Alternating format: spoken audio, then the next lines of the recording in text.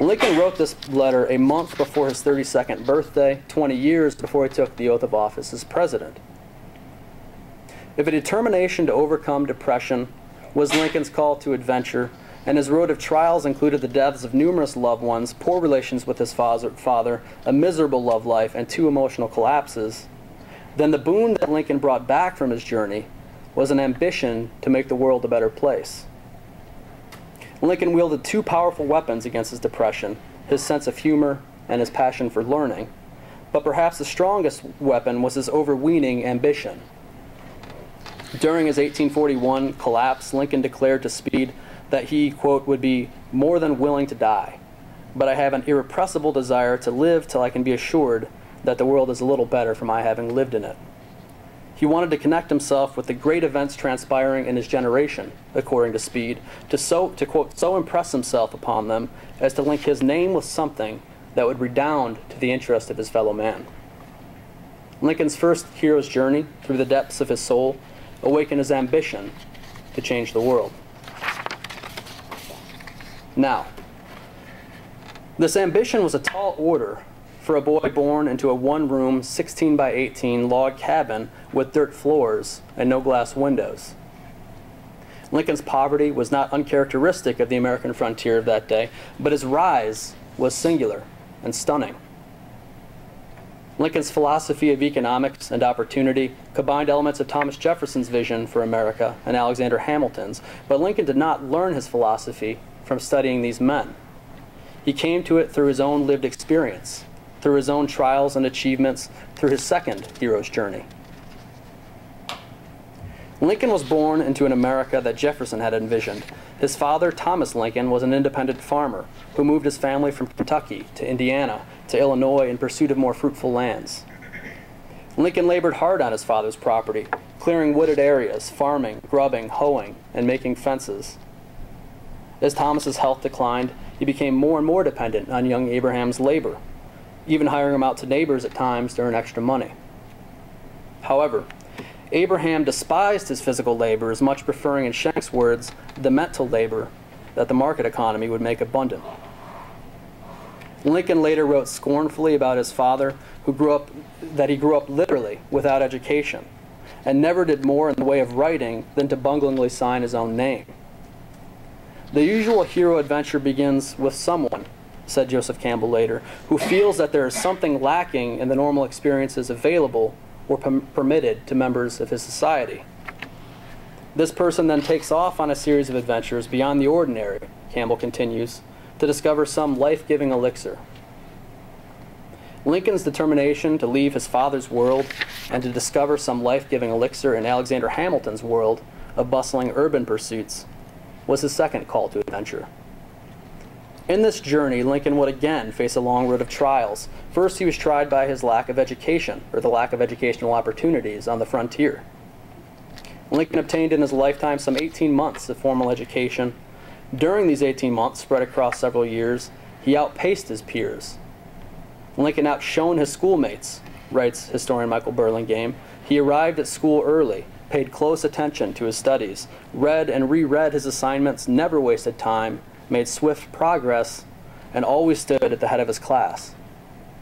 As his cousin John Hanks observed, he worked his way by toil. To learn was hard for him, but he always worked slowly and surely. His success in 18 months of school would not compare to the success of many of his peers in the state legislature, in the United States Congress, or even in his own cabinet. Among his Illinois colleagues of the 30th Congress, for example, were graduates of Hamilton College, Union College, Transylvania University, and Dartmouth. His cabinet included graduates of Kenyon, Dartmouth, Norwich, Union, and the U.S. Military Academy. In his famously brief autobiography provided for the 1858 Dictionary of Congress, Lincoln stated tersely, "Education, defective." Yet Lincoln toiled at his personal studies, from an early age working to master grammar, writing, and mathematics. According to his family members, he was a constant and stubborn reader who would read all the books he could lay his hands on. He read diligently, studied by the daytime, went to bed early, got up early, and then read, according to family members. Lincoln later told a friend that he got a hold of and read every book that he heard of in the country for a circuit of some 50 miles. He read the Bible, Aesop's Fables, Shakespeare, Bunyan, Burns, Defoe, Byron, Poe, and practical books about spelling, grammar, mathematics, and history. According to his stepmother, when he came across a passage that struck him, he would write it down on a board if he had no paper, and keep it there till he did get paper. Then he would rewrite it, look at it, repeat it. He ciphered on boards when he had no paper or no slate, and when the board would get too black, he would shave it off with a drawing knife and go about again. He read newspapers and letters for illiterate neighbors, stood before his boyhood peers to recite words from stories or sermons that he had heard, and he read political reports, primarily from the National Republican journals that railed against Andrew Jackson and favored Lincoln's political hero, Henry Clay. He continued with great discipline into his adult life. In New Salem, he read for pleasure and self-improvement. After studying hard for 2 or 3 hours in the evening, writes Burlingame, he would relax with a volume of poems. And the result was a man Jacques Berzun would later praise as a literary genius, a man who could write letters and speeches that were destined to wide fame, in Ralph Waldo Emerson's words. What pregnant definitions, Emerson said about Lincoln's Gettysburg Address, what unerring common sense, what foresight, and on great occasions what lofty and more than national, what human tone.